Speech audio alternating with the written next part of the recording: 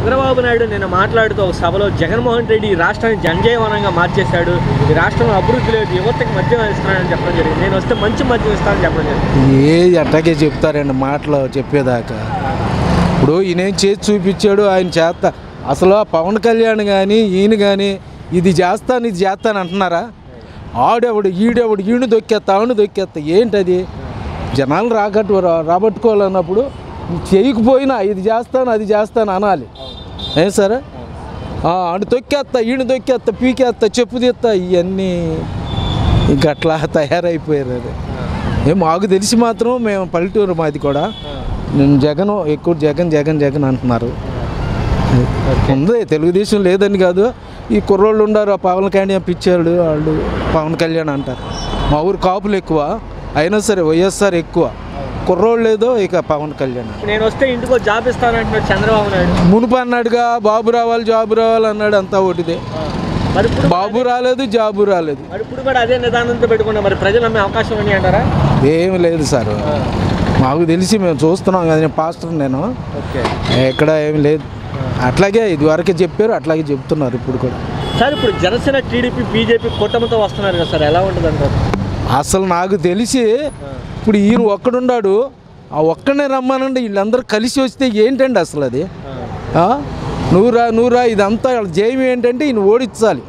మేమేదో రాష్ట్రాన్ని ఉద్ధరిద్దామని కాదు, ఈయన ఓడించాలి, అది ఆ ప్లాన్లు ఉండాలి. నేనేమి వైసీపీ అని కాదు, జరిగే వాటిని చూసి చెప్తున్నాను నేను. అలా ఉన్నాయి ఏంటది? ఆయన కలిసి ఈయన కలిసి మొత్తం ముందు వాళ్ళకి దిక్కు లేదు, వాళ్ళకే పొత్తు లేదు సరిగ్గా. సార్ గతంలో టీడీపీ వాళ్ళే ఇప్పుడు బీజేపీని తిట్టారు సార్. ఈ రాష్ట్రంలో క్రైస్తవులకి మైనార్టీలకి సంరక్షణ లేదనేటువంటి చంద్రబాబు నాయుడు బీజేపీ వల్ల మళ్ళీ అదే బీజేపీ మళ్ళీ దాంట్లో గెలిచాడు.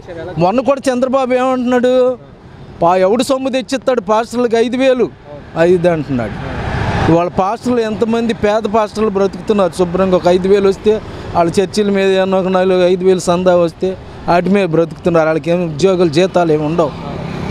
మొన్న నేను వాట్సాప్లో చూశాను, యూట్యూబ్లో, పాస్టర్లకి 5,000 ఎందుకు ఇవ్వాలి? మరి పూజారులకి ఇస్తున్నారు కదా, అవతల మసీదులకి ఇస్తున్నారు కదా.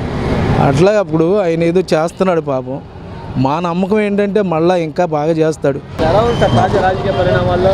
జగన్మోహన్ రెడ్డి గారు ఒకవైపు వస్తున్నారు, అలాగే కూటమి పక్కన జనసేన టీడీపీ బీజేపీ కలిసి వస్తున్నారు. కూటమి అంటే వాళ్ళకి ఒకరికొకరికి ప్రజాదరణ లేక ముగ్గురు కలిసి అందులో చంద్రబాబు నాయుడు గారు ప్రజారంజికి పాలన చేయలే, జగన్మోహన్ రెడ్డి గారు చేస్తున్నాడు. చంద్రబాబు నాయుడు గారు ఏంటి ఒక్కడనే జగన్మోహన్ రెడ్డి గారిని ఎదుర్కోలేక, ఆయన నిలబడలేక ఆయన బీజేపీతో పొత్తులు పెట్టుకుని బతిమలాడుకుని ఢిల్లీలో పవన్ కళ్యాణ్ తీసుకెళ్ళి ఆయనతో మంత్రాలు చేపించుకుని పొత్తు పెట్టుకున్నారు. పొత్తు పెట్టుకున్న ఎన్ని పార్టీలు కలిసి వచ్చినా ప్రజలు మంచి పరిపాలన చేస్తున్నప్పుడు ప్రజలు ఎవరైతే పరిపాలన బాగా చేస్తాడో మంచి చేస్తాడో వాళ్ళనే విశ్వసిస్తారు. ఇప్పుడు చంద్రబాబు నాయుడు నిన్న మాట్లాడుతూ ఈ రాష్ట్రంలో గంజావనంగా మారిపోయాడు జగన్మోహన్ రెడ్డి, జగన్ బ్రాండ్లు అమ్ముతున్నాడు మద్యం అని చెప్పడం జరుగుతుంది సార్, ఎలా చూస్తారు? ఆయన టైంలో చీప్ లిక్కర్లు ప్రవేశపెట్టి జగన్మోహన్ రెడ్డి గారు వచ్చిన తర్వాత ఇప్పుడు వరకు ఏ లిక్కర్ షాప్కి కానీ దేనికి పర్మిషన్లు ఆయన ఇవ్వలా. చంద్రబాబు నాయుడు గారు ఇచ్చాడు, వాళ్ళ నాయకులే వ్యాపారాలు చేస్తున్నారు. నేను తప్పు చేసి నువ్వు తప్పు చేస్తున్నావు అంటే ఎలా ఉంటుంది ఆయన పరిస్థితి? అది తర్వాత ముఖ్యంగా ఏంటంటే మొన్న వాళ్ళు చేసిన పని వాలంటీర్లను ఆపేసి పెన్షన్లు ఇవ్వకుండా చేస్తే దరిదాపు 30 మంది పైన చనిపోయారు. అది అన్యాయం కదా, పొట్టగొట్టినట్టు కదా. కుంటోళ్ళు గుడ్డోళ్ళు ఏది అనామకులు మంచాల్లో పడుకుని లేవనటువంటి వాళ్ళు, అటువంటి వాళ్ళు పెన్షన్లు ఆపేసి అందరినీ ఆ విధంగా షాప్ పెడితే ఆ షాప్ తగులుద్ది కదా, తగులుద్దా లేదా? నువ్వు పైగా ఎందుకో సచివాలయంలో ఇంతమంది ఉన్నారు వాళ్ళందరూ వెళ్ళి ఇవ్వచ్చు కదా, వాళ్ళందరూ ఇవ్వచ్చు కదా అనే సంగతి నువ్వు చెప్పేదేంటి? వాలంటీర్లను పెట్టినప్పుడే వాలంటీర్లను ఎట్టా తప్పించాలా, ఎట్టా బదనాం చేయాలా, ఏ విధంగా వాళ్ళని తీసేయాలా అది ప్రయత్నాలు పవన్ కళ్యాణ్ చంద్రబాబు నాయుడు గారు చేశారు. చేసి ప్రయత్నాలు చేశారు, కోర్టులకు వెళ్ళారు, అవ్వలేదు కదా. వాళ్ళు మంచి కోర్టుల్లో కూడా వాళ్ళు కూడా అడిగారు, ప్రజలకు మేలు జరుగుతుందా, ప్రజలకి అన్యాయం జరుగుతుందని వాళ్ళు ఎంక్వైరీ తెలుసుకునే వాలంటీర్ల జోలికి వాలంటీర్లు మంచం మీద పడుకుని ఉంటే లెగవలేని వాళ్ళు, ముద్ద పెడితే కానీ తిన్నటువంటి వాళ్ళ దగ్గరికి వెళ్ళి మధ్యరాత్రిలో 4 గంటలకు 5 గంటలకు వెళ్ళి పెన్షన్లు ఇస్తుంటే నువ్వు వాళ్ళని ఓడగొట్టేసి పైగా మేము ఇవ్వమంటున్నాం అని చెప్పి లెటర్లు రాస్తే జనం అమాయకులు కాదండి. చంద్రబాబు నాయుడు ఎన్ని జిమ్ముక్కులు చేసినా జనం అమాయకులు కాదు, జనం తెలియగలడు, పిచ్చోళ్ళేం కాదు. నువ్వు ఇవాళ చెప్పింది రేపు కూడా జగన్మోహన్ రెడ్డి గారు అనుచితమైన వ్యాఖ్యలు చేశారని చెప్పి ఈసీ కూడా నోటీసులు ఇవ్వడం జరిగింది. చంద్రబాబు నాయుడు గారు వీళ్ళని వాలంటీర్లను ఆపేసి ఉసూరు మనిపించాడు పేదాళ్ళని, పెన్షన్ లేకుండా 30 మంది చచ్చిపోయారు. అవన్నీ చేయకుండా నువ్వేదో జగన్మోహన్ రెడ్డిని నువ్వేం చేస్తావు పరిపాలన. అంత క్రితం 600 హామీలు ఇచ్చాడు, ఒక్క హామీ నెరవేర్చలా చంద్రబాబు నాయుడు. జగన్మోహన్ రెడ్డి గారు చెప్పాడు నవరత్నాలు, చెప్పిన 95% అమలు చేస్తున్నాడు.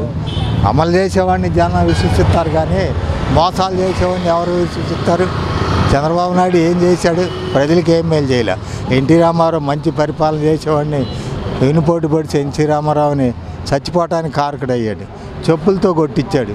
నువ్వు ఎన్ని అబద్ధాలు చెప్పినా ప్రజలు నమ్మరండి. కూటమి ఎందుకు?